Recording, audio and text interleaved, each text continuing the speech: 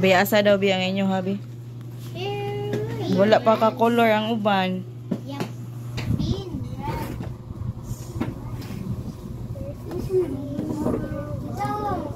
Para madali mo, isolve din nyo una ang kanina sa mga box. Kani, for example, 9 times 6. So, pila yung answer sa 9 times 6? 54. So, pag itaon ninyo diri ang 54, para madali mo, dili kayo, nahon ninyo yung tanaw diri din. Usa pa mo tanaw kani mga boxes diri sa kilid. Unaha og solve ang naa sa box. Ha?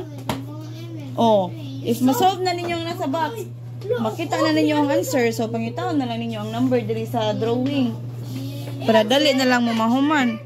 Kuluran gani. Oh, answer na nimo ang box kay para makita nimo unsa nga color ang kaning mga number nga naa diri. Kay di ba ang sud sa box naman ay kwan naman ay times dira diyan ay naka-indicate nga color. So kung unsay for example sa 9 times 6, pila to yung answer sa 9 times 6? Pila? 54. Unya ang nasa box kay ang 9 times 6 kay ang answer man 54 and then ang dapat nga color is red. So for example, kani asa man ang 54? Oh, mo ni ang ilong sa deer. So ang ilong sa deer inyong koloran og color nga naka-indicate dito which is unsay color? Red. O nya sunod na sa nga box inyo na po nang isolve aron ma-answeran ninyo. Oh, kung daghan mong makita nga 54 sa drawing inyo koloran atong red. Pero if usa ra ka 54, isa ra ka red. Katurang isa nga 54 yung koloran. 4 times 8. 32, diba? Oh, 13. Red. Ang siran di ay na.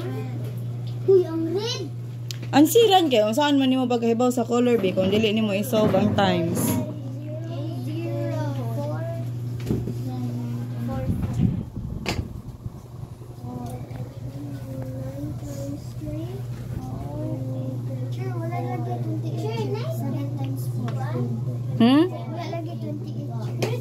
Walay 28? Kung walay 28, so meaning wala kay koloran nga 28. Proceed ka sa lain nga times nga naa dira.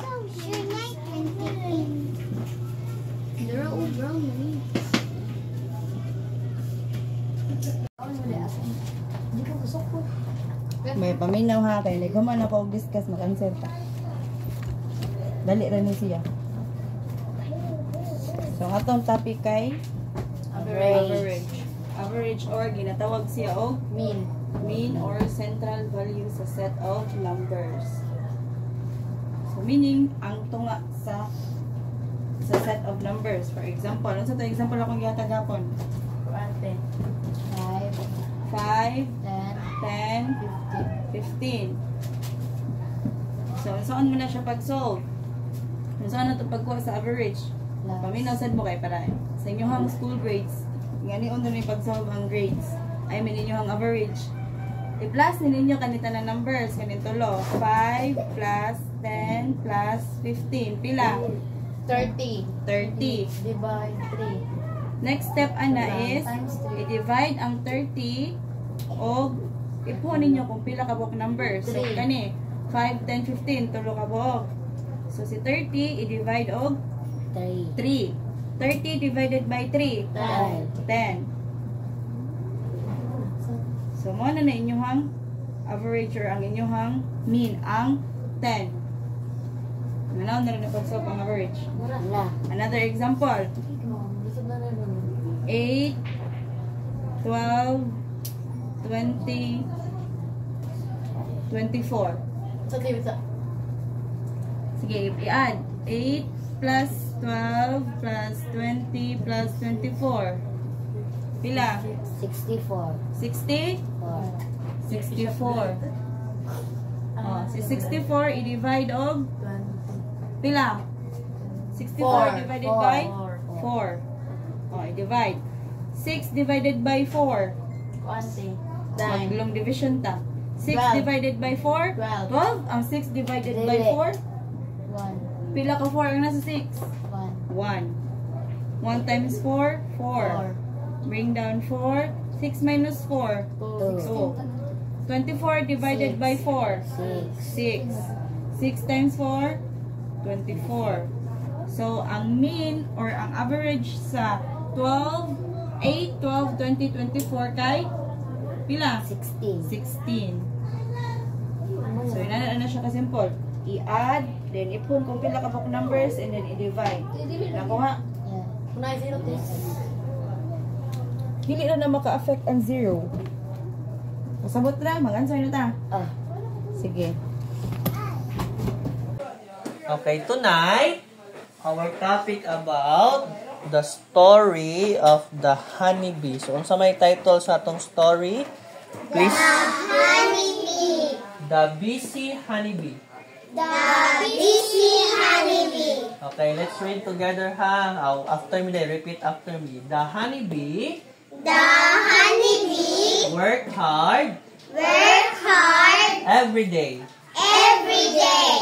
It flew from It flew from flower to flower, flower to flower, collecting collecting sweet nectar.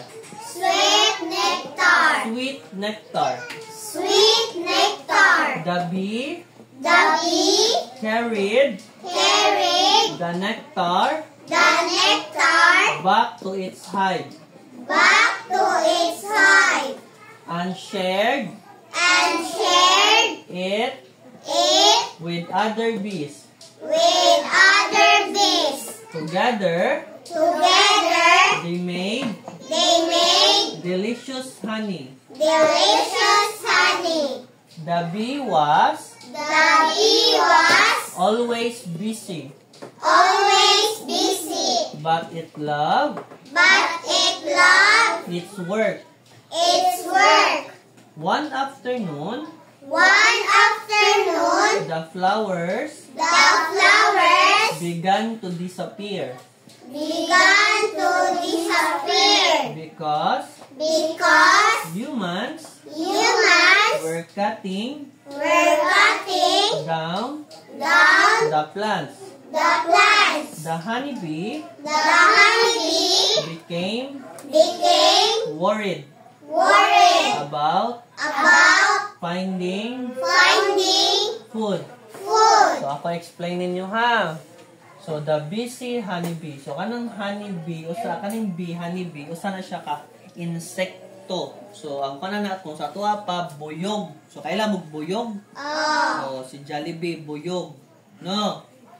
Buyog. Muna si ang honeybee. So, honeybee ko no, work hard every day. So, si honeybee, kay nagsigi ko no siya og trabaho kada adlaw. Tapos, it flew. Pasabot anang flew, ning lupad. Ha? Mulupad ba ng bee, di ba? Di ba na magkamang? Oh. It flew from flower to flower. So, may pasabot anang it flew from flower to flower. So, nilupad siya from usa ka flower sa sunod nga flower. Nilupad siya padung sa usa ka buwak. Pagkahuman sa usa ka buwak, nibalin niya sa lain nga buwak. No? Our topic tonight is about a mother's wisdom. Unsa? a mother's wisdom. So, ato sa basahon natong story. So, please read together. A boy once lived with his mother. One day he decided to go to another village. His mother told him not to travel alone. She gave a rug to her son and he kept it in a Camphor box. camphor box. She said it would help him if he was in danger. During his journey, he was tied to rest under a tree. From the hollow of the tree, a snake emerged and came near the boy to bite him. But it was attracted to the fragrance of camphor. It tried to swallow the box, but the crab came out out and attacked the snake. The boy Walk up. woke up and found the injured snake. He saw the crab alive out the box and realized what had happened. Okay, explain ha. After na pag-explanation, kamoy mo explain unsay nahitabo. After ana, mag-question and answer ta. Okay? So a mother's wisdom. So, a boy once lived with his mother. So, napo ni usa ka bata nga nagpuyo with iyang mama. So, wag i-mention diri sa story if na siya'y father. So, na usa ka bata nga nagpuyo with his iyang kauban kay iyang mama ra.